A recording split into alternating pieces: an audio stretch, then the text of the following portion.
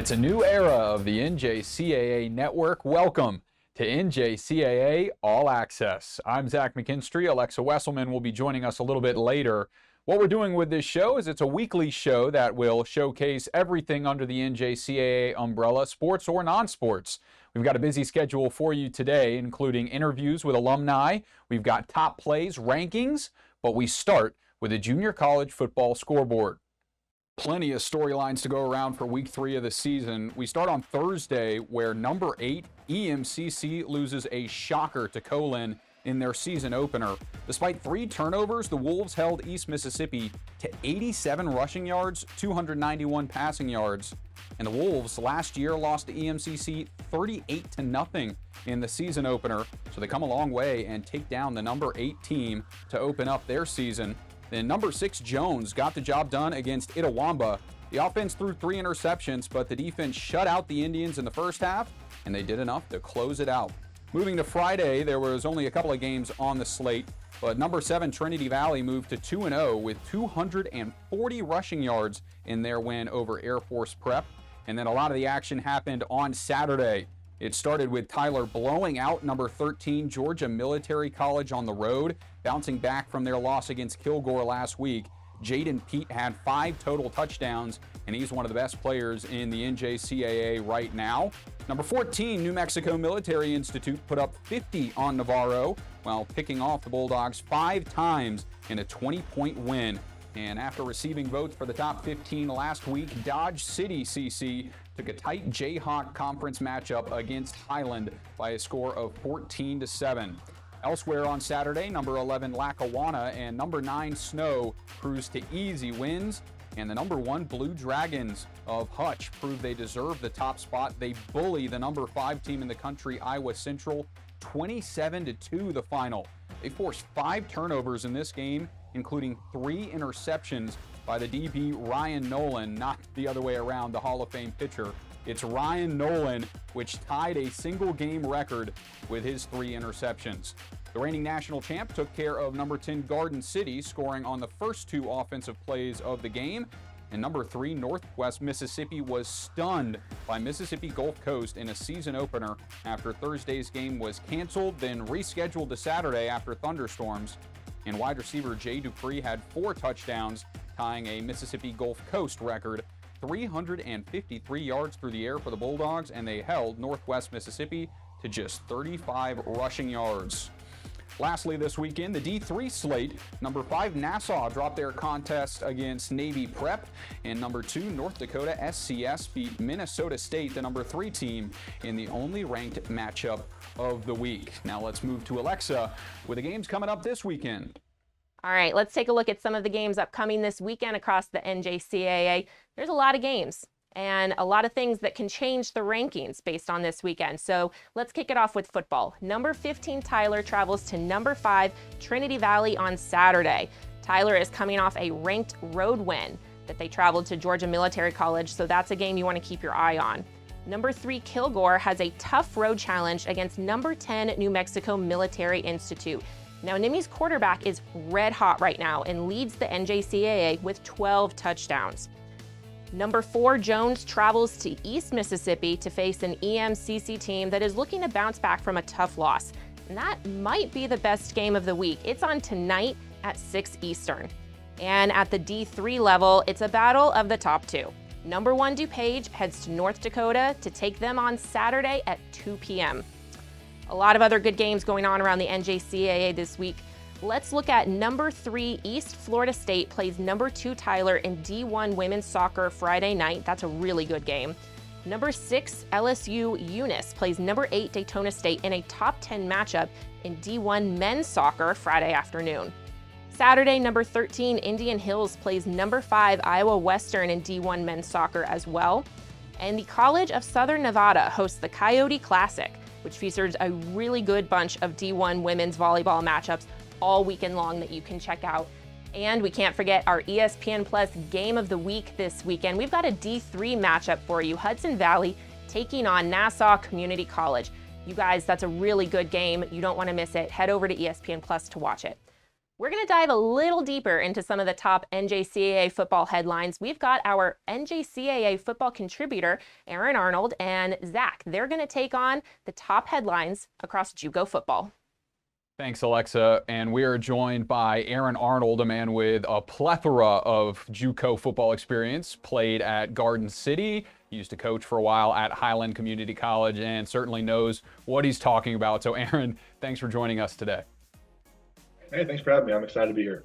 Absolutely. And let's dive right in with a team that you know well from your days in the Jayhawk. It is Hutchinson, #1 team in the country right now, and for a reason. They're 3-0 with dominant wins by a combined score of 141-15. So where does this Hutch team rank in teams that you've seen in Jayhawk history, and what is their ceiling this year?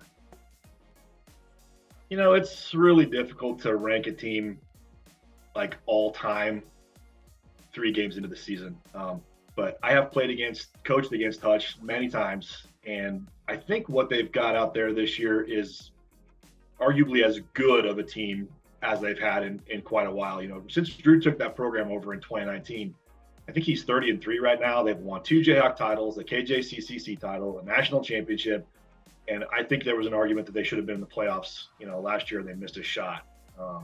But they are extremely talented. They're extremely well coached. I think when you look at what is Hutch doing right now, you nail it. They're beating really good teams, and they're beating them soundly. And when you want to win in the junior college football level, you got to be able to run the football, and you got to be able to stop the run. And right now, Hutch is doing that, in my opinion, better than anybody in the country. They're #2 overall in rushing yards on the season at almost 300 yards per game, which is pretty remarkable. And maybe even more impressive is they're #3 in rushing yards allowed, and they've only given up 31 yards per game on the ground. So they're dominating the line of scrimmage. And then on top of that, you know, their defense has already scored 3 touchdowns this year. So you take a team that's not letting you run the ball at all, and their defense is scoring points, they're going to win a lot of games this season with that format. And so I'm excited to see what happens as the year goes on. They've got some tough matchups. They're at Coffeyville. They've got home games with Butler and Garden City. And then the big one that I've got on my calendar that I can't wait, I'm going to go and watch this one live, is they host Iowa Western on Saturday, November the 11th. And that's the one that I think will be, you know, huge national title implications, and maybe #1 versus #2. So I'm really looking forward to seeing that one. Right, a rematch of that national championship game from last year. So I'm sure they're going to want a little bit of revenge, and certainly a high ceiling for this Hutch team. But moving away from the Blue Dragons, let's go to East Mississippi, where EMCC kind of shocked in their season opener. Only the 4th time in the 16-year tenure of Buddy Stevens that he's lost a season opener. And it came against a Colin team that they beat pretty badly in their season opener last year. So how do you kind of manage expectations and rebound when you have a ranked matchup coming up against a Jones team that's really good this Saturday? Yeah, the stat that stood out to me was only four losses in 16 season 2. I thought that was pretty fascinating. But he's a special coach. He's done an amazing job down there. They're in a tough spot, and maybe, you know, obviously somewhat unfamiliar territory for them. In looking at that, I think the real assessment there is it's just so early in the season. You know, a lot of times at this level of football, we just don't even know what we don't know.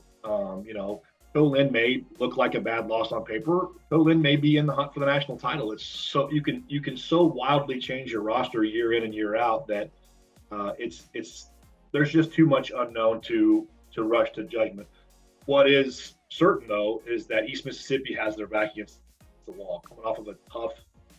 They were ahead late in the 4th quarter and gave up 10 points. That emotionally is tough. That hurts a little bit. It's hard to get guys back into the office next day and get them back to work. They're not excited to come back. And so the coaching staff has their work cut out for them. I would hope at a program that's that level of a program, they're looking at an opportunity to play the #4 ranked team in the country. And I would be surprised if they're not really fired up for that chance. They're certainly not afraid. They will rebound. They'll come back out and put up a good fight. And I think that is probably the game of the week this week. It's going to be really interesting to see what East Mississippi can do to get things back on track. And again, Jones is not just going to lay down. That's a good football team. Right. Whoever wins that one is going to have pretty good playoff implications moving on to the rest of the season. And I think I said Saturday, but I'm pretty sure that game is now Thursday. So earlier in the week, same day as this one comes out. From one shocking loss to another, it was Northwest Mississippi preseason ranked number 3, and they got punched in the mouth by Mississippi Gulf Coast, blown out on the road. And that one, there was a little controversy going in because that was supposed to be a Thursday game, some thunderstorms. It's moved to Saturday. And then Northwest Mississippi can only rush for 35 yards. So again, how do you rebound as a team when you have such high expectations going into the season and you fall flat in game 1? Yeah, I think the final outcome of the game wasn't so surprising. In that Mississippi League, anybody can get anybody. There's no doubt about that. The score was what jumped out to me. And I looked at it, and they did put on 21 of those points in the fourth quarter. And sometimes with young guys, the game kind of gets out of hand late in the game. And so that may be the case, but that's still an ugly score for that program. I think the tail of the tape there is probably just how strange that situation was. The game was scheduled for a Thursday, and they actually canceled the game.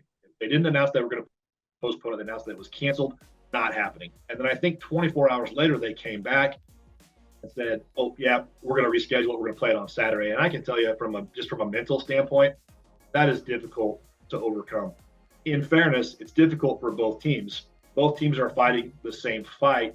I think for the road team that has to go travel and get on a bus, it's a lot to overcome. And I suspect that that's part of what you saw, happen in that game. But at the end of the day, you got to give the credit where the credit's due. They went out and handled their business and put 49 points on a really good football team. And so I think for them, it's going to be difficult now to come back. And but again, you've got to, as the coach, you got to talk to your players. You got to, this goes on throughout the season. You got to make sure that the highs don't get too high. You got to make sure that the lows don't get too low. And at the end of the day, you just got to go back to work, watch the film, figure out what mistakes were made and fix those mistakes one at a time. That's all you can really do. Yeah, well, Aaron, this has been awesome. A very exciting slate coming up this weekend, and we appreciate you taking the time. We'll talk with you same time next week. Hey, thanks for having me. I appreciate it. We'll see you soon. All right, Zach, Aaron, thanks so much. Coming up, we have a trip to Banana Land. Zach talks with a former NJCAA JUCO World Series winner. You don't want to miss that. Intensity fuels these champion student athletes to greatness. Zurich Insurance is proud to be the official provider of student athlete insurance for the National Junior College Athletic Association. Throughout the highs, we cheer along to their screams of victory. Throughout the lows, we support them through their tears of defeat. Zurich Insurance, helping student athletes play the sport they love.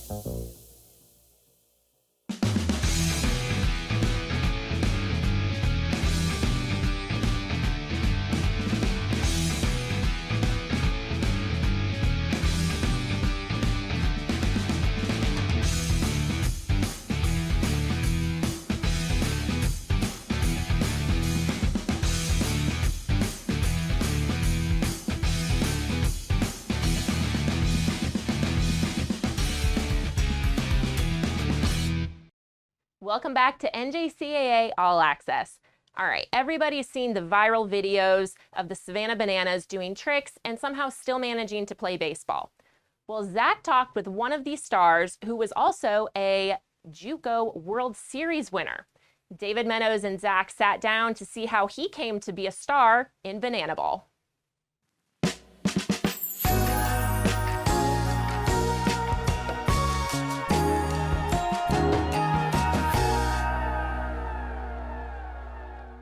All right, everybody, welcome into JUCO Game Changers, the show where we spotlight current NJCAA student athletes and success stories for alum, and I'm your host, Zach McKinstry. Today we have a very special guest, and some people call him the doctor, some people call him DR, some people know him as the guy that makes crazy backflip catches in center field for the Savannah Bananas. It's David Meadows. David, how you doing? And thanks for joining us. Doing good. Happy to be here. Yeah, let's start by flashing back to the start of your college career. At Chipola, what went into the decision to attend Chipola and go the JUCO route? Yeah, out of high school, Chipola was one of my only offers out of high school, and then I knew from their past guys they brought through there, like Jose Bautista. I could keep naming them. Tyler Flowers. They had a really good baseball program, and they're all about winning championships, and that's what I wanted to do as a freshman in college, get that winning mentality going and that culture. Well, you guys had both. The Indians had the really good regular season in 2018, but you kind of started to thrive in that JUCO World Series. You threw out the would-be winning run at the plate against Iowa Western, drove in the go-ahead RBI in that championship game. What was that JUCO World Series experience like? Oh my gosh, it was something I'll never forget. Just that whole week being there, losing the first game. We knew we had a grind. I think we won I don't know how many in a row, 8 games in a row. And it was unbelievable. Every night we competed our butts off. The crowd was incredible. And just the guys fought through, and we came out victorious at the end. National champs, you have that. You go to South Georgia State for a year, then go up to the NCAA level for Division II Columbus State. Where in that timeline does the Bananas opportunity come in? Yeah, so I went to South Georgia 1 year, then Columbus 3 years, got my COVID year there. And at the end of the year, I was sending my resume to companies, about to get a job. And I get a call from Barry Aldridge, the baseball operations guy here in Banana Land. He's like, hey, man, do you want to come play 6 games on ESPN in August? I was like, absolutely. Then he was like, we might need you during the CPL season, which is the collegiate season. You're still eligible since you just graduated. I was like, yeah, just let me know when. So he literally called me a week later, and I packed my stuff up, and I was in Savannah 2 days later, and finished out half the season there for the CPL, won the championship, and ran into the summer series, which we call it, the 6 games on ESPN, and fell in love with it. I mean, it's awesome. It's the best experience I've ever had playing baseball. Yeah, obviously it's a big jump from the CPL to the pro banana ball level. What's it been like playing for the Bananas and seeing this meteoric rise of the new style of baseball firsthand? It's been amazing. Our organization's called Fans First Entertainment, and we really care about the fans and let them interact in the games more than a regular baseball game. So we have the cool rules where if a fan catches a foul ball, it's an out. Kids have unforgettable moments they'll never forget coming to our games. We had one kid catch the last out of a ball game to help us win, and we brought him on the field, and it's just a cool experience. We have fans coming that have lost interest in baseball, and there's stories where mom will tell us hey, our kid wants to play baseball again just because see how much fun y'all have out there playing. So those are the moments that really make everything worth it. To be able to keep the game fresh, new, and fun for the younger generation and for those fans you were talking about, I'm sure that's pretty rewarding. Now, your stats this year, 37 for 41 on trick plays, including the obviously viral backflip catch. Where did you learn that, and when did you decide to use it in a game? So coming in the summer series last year, they were like, our infield's pretty set, and I've always played infield in college, third base. It's like, can you play outfield? I was like, yeah, I played a little bit of outfield in JUCO. So I was just out there, and I was mic'd up at the moment with our creative team. And I was like, hey, Zach, bro, should I just try a backflip? And I see the head nod. And I do a backflip on the ground. And I was like, wow, I've never done it on the ground. I've always been too scared, and I did it. So that night I was like, I wonder if I could catch a fly ball while doing a backflip. And the next day, we were just tossing it back and forth, and I did it. And I was like, wow, I can really do this in the game now. It's got to be the right time. And I hit one of those in the summer series, and this tour I think I've done probably 34 to 35 backflip catches. Yeah, and it's crazy to see how viral it's gone on every social media platform. What has that experience been like for you and for the team? It's cool. It's our team runs off social media pretty much, and that's how we kind of grew. And just to see it make SportsCenter's top 10, that's always been a dream of mine, making SportsCenter's top 10, and I've made it twice this year. So, I mean, it's unbelievable. It's unbelievable. Well, DR, before this interview, I reached out to the Bananas broadcaster, Biko Scala, who was quoted as saying, "Banana Land has been built on the backs of JUCO dogs." Would you agree with that statement? 100%. Our head coach, Tyler Gillum, was a JUCO coach at South Mountain, and our other coach, Adam Virant, I'm pretty sure he played JUCO too. But we got a bunch of JUCO guys. They know the JUCO grind, and we also let guys that never been a JUCO know, like, hey, y'all don't know what it's like to be a JUCO bandit. So it's pretty cool. It's pretty cool. Well, DR, we're certainly very excited for your success after your NJCAA career and the success of the Bananas as a whole. So congratulations and thanks for the time today. Thank y'all. Thanks for having me. This is awesome. A big thank you to David Meadows for giving us the time and giving us a little inside scoop about what it takes to survive in Banana Land. All right, we're going to take another quick break, but don't go anywhere. After the break, we're going to get into everybody's favorite hot topic, rankings across all fall sports. I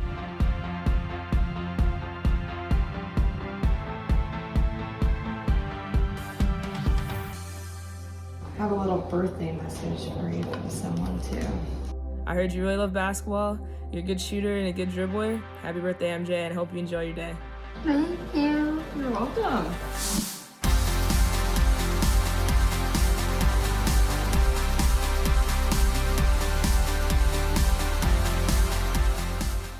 The future is threatened by enemies often unseen and unexpected. In the midst of an uncertain and evolving world, the need for Marines to defeat these shifting threats is critical, because the need to ensure stability for our nation has never been greater.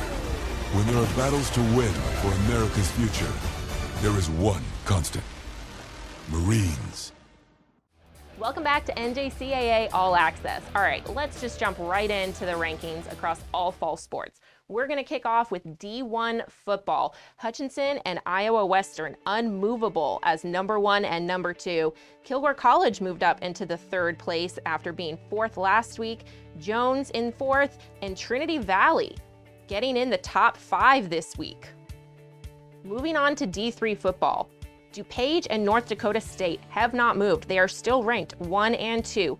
Plus, they play each other this weekend, so that's a game you don't want to miss because that could really change up the rankings for next week. Taking a look at D1 men's soccer rankings, the top 5 haven't changed, but look at number 6, Louisiana State Eunice. They were ranked 9 last week. They're now ranked 6. So that's a team we got to be on the watch for. In the D2 men's soccer rankings, once again, the top 5 have not changed, but once we get out of that 5th place, 6 and 7 swapped from last week, and everybody seems to be all jumbled up going back further. In D3 men's soccer rankings, absolutely nothing has changed. Everybody stays the same from where they were ranked last week. Moving on to D1 women's soccer, the top 8 stay the same from last week, but once we get into 9th, 10th, and beyond, it has become all jumbled up. So it seems like everybody's getting into their groove, and really any team past the top 8 could start moving up the rankings. A similar situation with the D2 women's soccer rankings. The top 10 have not changed, but outside of the top 10, teams are moving around. There's a lot of movement up and down this rankings board, so anybody could move into the top 10. In D3 women's soccer, a big change from number 1 to number 2. Genesee Community College takes over the top spot from Dallas College Brookhaven from last week, and just a couple of other moves on that leaderboard. Now looking at the D1 volleyball rankings, I think the big story here is Miami-Dade moving into the 2nd spot and Navarro moving down to number 5. On the D2 volleyball board, a lot of movement, but the biggest change seems to be Johnson County taking the top spot away from Scottsdale. And finally, with D3 volleyball, 1 and 2 remain the same, but number 3 ranked Delta moved into that spot after being ranked 5th last week, as well as Owens and Sandhills moving into the top 5.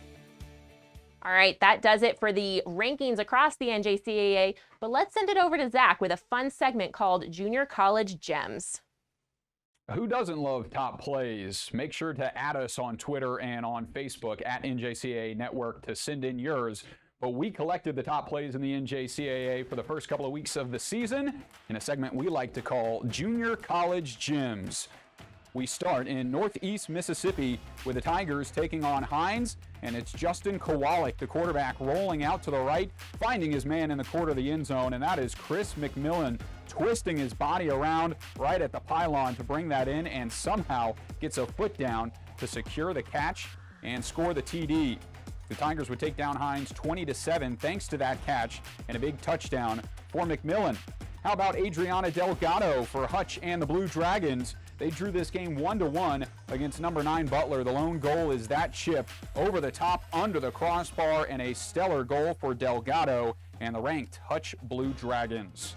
Let's move back to football in East Mississippi. It's Ty Keys who launched this 53-yard touchdown to his wide receiver Christian Worth, who spins around a couple of times, reels it in on the goal line, and that is an absolute bomb. That might have gone 60 yards in the air. Unbelievable arm strength for Ty Keys as he finds his man, scores the touchdown, even though the Lions would drop this one to Colin by a score of 23-20.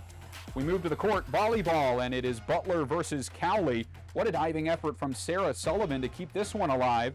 Butler would keep the rally going and then get the block to earn the point against Cowley as well. So some stellar defense by that Butler Grizzlies volleyball squad. Now we go to men's soccer. It was Blinn and Hill. Blinn had control of this game from the get-go, but what a free kick goal here as it's bent around the wall, sent into the top corner, and unbelievable stuff as Ben would continue to dominate, win this game by a score of 5-2 over Hill. And we stay with soccer for the final highlight of our junior college gyms. Look at that cross and look at that finish. It is Madeline Davis for Navarro College and the Bulldogs. They drew this one 2-2 against Angelina, but what a goal. Flying kick into the side netting to close out our junior college gyms. Wow, Madeline Davis with that goal. Just everyone in the stands must have been losing their minds. Don't forget, like Zach said, send us all of the top plays that you guys see at NJCAA Network. We want to put them on. We want to show what the student athletes are doing out across the NJCAA Network. And with that, that's it. That's the debut episode of NJCAA All Access. Don't forget to meet us right back here next Thursday at 2 p.m. Eastern.